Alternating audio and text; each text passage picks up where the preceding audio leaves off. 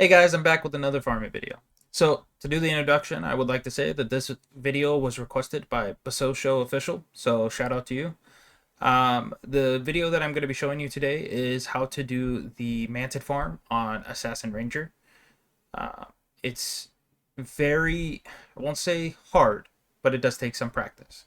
So I'm going to do my best. I did some recording. I'm also going to try to break down the armor and everything like that. So without further ado, we're going to move into the armor. So we'll move over here. We'll bring the game up. So for armor, as I said, we're on Assassin. This is the location in which this farm is done is in Napui Quarter. It's like the second mission that you do after getting to Canning Center, or after you get off the main island in factions. So it's a pretty early on farm that you can get to. So I think that's a good thing too. Early start, good for people to get fresh into. The next thing that we'll bring up is the armor. So if you open up your armor, you're looking at... We'll start with insignias. So for your insignias, you're going to use the Infiltrator's insignias. They give you reduction to physical damage as well as piercing for your armor. And then the superior rune that you're going to be using for this is the Superior Shadow Arts. It's going to go on your helmet. You're going to also have the Shadow Arts helmet. This can be on any gear. It's not anything specific. The next rune that you're going to want is your Superior Rune of Vigor. I would say if you're interested in getting into these now, Superior Rune of Vigors are actually very cheap. I bought one, I think, yesterday or the day before when I was prepping for this video for about 30 gold. So the market in post is kind of all over the place, which is why I'll emphasize some things towards the end of this video to level out expectations. But moving on past that, or sorry, not 36, but 36 platinum. The runes are Rune of Attunement. It's going to give you +2 energy. You're going to put that on your gloves, your legs, and your boots. So you're going to have 3 runes of Attunement, 1 rune of Superior Vigor, and 1 Superior Rune of Shadow Arts. That'll cover all the runes and your armor. Then we're going to move on to your weapon requirement. So your weapon requirement is going to be similar to actually my last video for the 55 monk HP. Your weapon requirement is going to be enchantments last 19 to 20% longer. 20% is pretty rare. I've done a lot of farming, and I have gotten very few 20% enchantment last longer. So just keep that in mind. You can do it with 19. I've done it. I have the video proof, and we'll be showing that here shortly. The next thing is you'll need the I Have the Power again. So the +5, this is actually the exact same weapon that I had on my monk. I just brought it over for simplicity's sake. The shield, you're going to want a Shield of Devotion. And then you're going to want Through Thick and Thin for +10 armor against piercing. So that's going to cover all of your armor, your runes, and what is required to conduct the farm. Now we're going to go into skills and abilities. Skills and abilities. The first thing that I'm going to go over is how many points you're going to want and what. So I don't have, and this is what I'll also say, this is an early farming build. And what I mean by that is you can do this before you even have all your skill points. What I mean by that, there's certain quests out there that you can do that have skill points that you can get.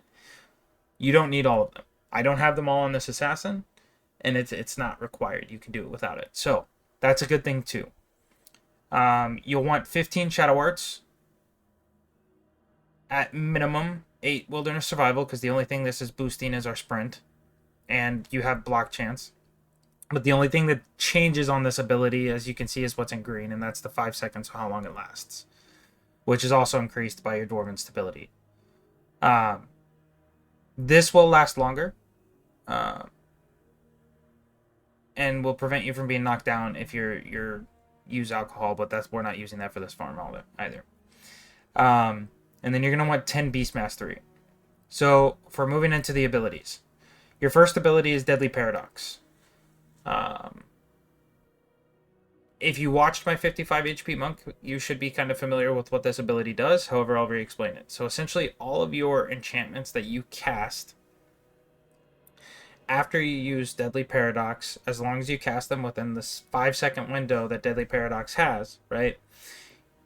Those abilities will be, the recharge rate will be hastened, so they'll recharge faster. So they have a 33% recharge faster time for within the 5-second window that you cast them. So that goes into Shadow Form. Shadow Form reduces our damage by 5 per enchantment. As you can see, we have 1, 2, 3 enchantments that go into this.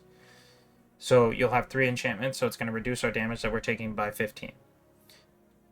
So Shadow Form, that's what Shadow Form does. For Shadow Distress, this is your main, I guess, main defensive.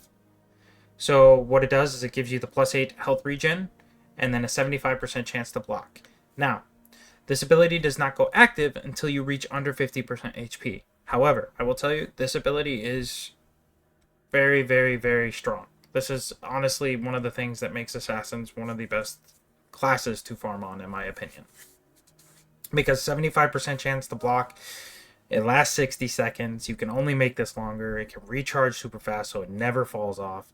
It's an amazing ability. I can't stress that enough.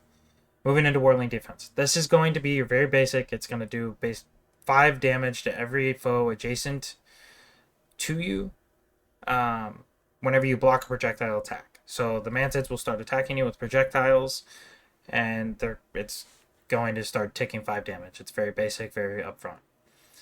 Like I said earlier, Dwarven Stability gives you 55% longer stances. Now, what stances do we have? Great question. The stances we have are 1, Deadly Paradox.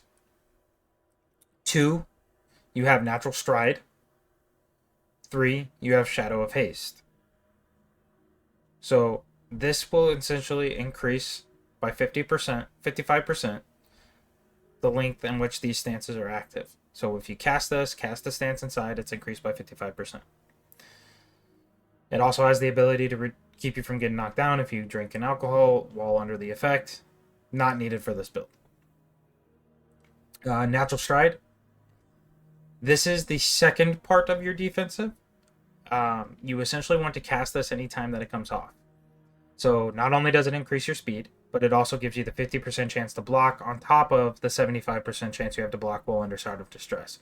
So you're blocking a lot of attacks, taking reduced damage, and you have 8 regen, so you're going to stay alive. That's where the defensive comes into this. Shadow of Haste. So Shadow of Haste is actually a very key part to this build. Everything about this build is very position heavy. And what I mean by that is that you have to snap back to a certain position to get everyone stacked up. Once everybody is stacked up, you will then cast Whirling Defense, and then it brings us to our last ability, Edge of Extinction. What does this ability do? Great question. This ability is essentially your execution button. So once everybody starts dying, you don't have to kill everybody, but once somebody starts dying, it essentially causes the domino effect, right? So the way Edge of Extinction works is it deals 38 damage to creatures in its range whenever a creature of the same type dies.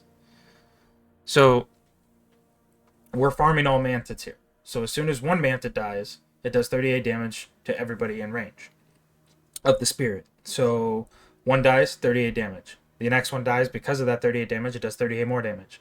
And it just keeps domino affecting, and that's really where the execution of this build comes from. It's not about the damage output, kind of like the Ranger Assassin version of this. This is more about the getting them down to the execution phase where one dies and then the domino effects.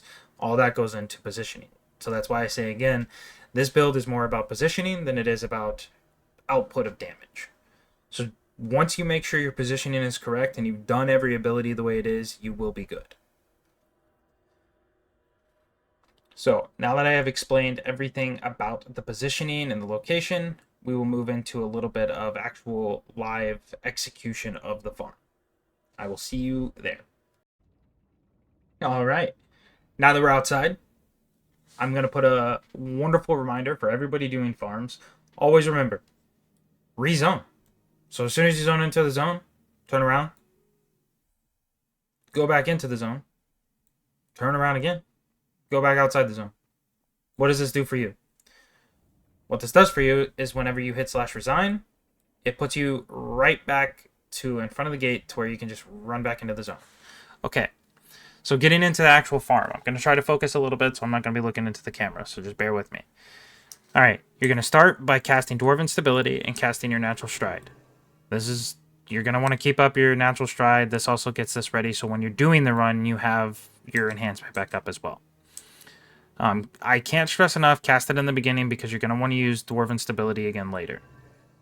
So once you get close to the Mantids, you're going to get Shroud of Distress, Top Deadly Paradox, and then Shadow Form.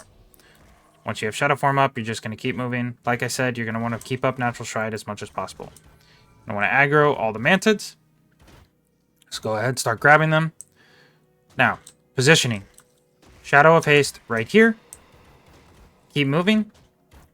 Now, this is also time heavy, so if I die here, it's probably because I did everything kind of slow trying to display it. But anyways, Dwarven Stability, Deadly Paradox, Shadow Form again.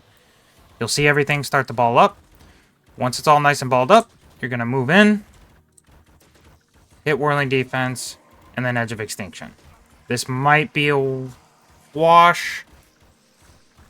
We'll see. I didn't quite do it fast enough. Okay, yeah, so some of them died, some of them didn't. They weren't exactly all balled up all the way, and I also didn't do it very fast. So that's why I said it's... Shoot. It's position-oriented. So just make sure you are focusing on the positioning. So I will do a run where I'm actually focused on doing it the right way rather than explaining it, now that you guys have kind of seen the gist of it. But as you saw, when I resigned there, I zoned right back in front of the gate. That's what the whole purpose was. So, like I said, Dwarven Stability, Natural Stride. I will call out the abilities as I use them. I'm just going to focus more on getting it done rather than explaining when, where, and why. When it comes back up, make sure you do it again. You're then going to get close enough. Shroud of Distress, Deadly Paradox, Shadow Form. Okay, we got all that up. Now we're going to do our stride again. Pull the mobs. Grab the other mob. Get in position. Shadow of Haste. Start moving. I still have about 8 seconds. Ideally, you get here around the 6-second mark. Okay. Watch. They're all balled up. Hit that. Shadow Form. Dwarven Stability. Stay right here. Let them gather up a little bit. Okay, they're all kind of gathered up. Whirling Defense. Edge of Extinction. Still didn't get quite as balled up. It's what I would have liked. Yeah. So as you can see, they died. A lot of them that weren't balled up did not, because they weren't within range of the Edge of Extinction. So that's something to pay attention to as well. They have to be in range of your Edge of Extinction. So essentially you want them all balled up on top of... Hey guys, intermission here. So as you can see, there were kind of some issues.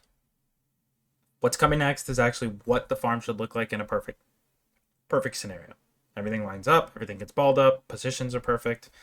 I apologize for the mess ups, but I also wanted to leave those in there because it shows you that it's not perfect. It's going to take practice. There are positioning issues that come into this that make it a little bit more difficult, but it is very possible, which will be demonstrated coming up. So stay tuned and you should see. All right. Dwarven Stability, Natural Stride.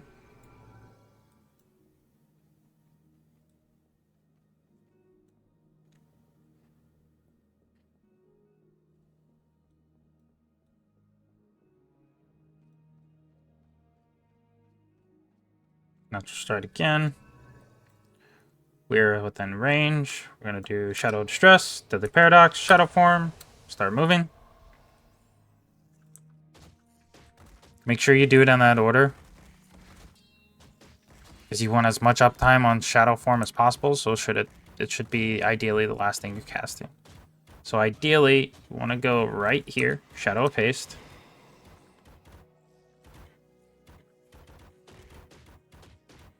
You're going to look right here.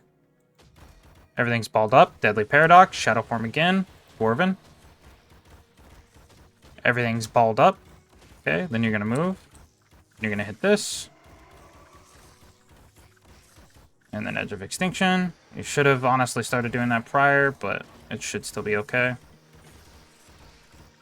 Everything should start dying, and Bamsis. And that is that.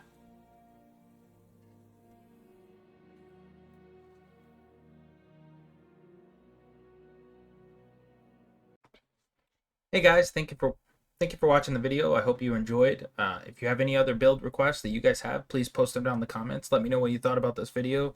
I know it was a little bit rough, raw. That's what I like my videos to be. I like to have the truth out there, not make it look like I'm perfect at the game. I'm not perfect at the game, neither are most of everybody else that plays the game. There are people that are really good. However, this is what a build will look like when you're starting to learn it, when you're practicing it. I'm not a perfect at it. I haven't done it for very long. But you can learn it, you can pick it up if you put in a little bit of time and effort. So please, put in the comments more things you want to see, different builds, different requests, different classes. You don't have to even know the build's name. Just tell me a class that you want it on, whatever campaign you're in. I'll look up the builds, I'll make the videos for them, I'll put out the content so you guys can see easy explanations and what's in it for you. So thank you for sticking around, thank you for watching. If you liked everything, you want to see more, please don't hesitate. Hit the like on the video, hit the subscribe, and I'll put out more content for you. Thank you. Have a good day.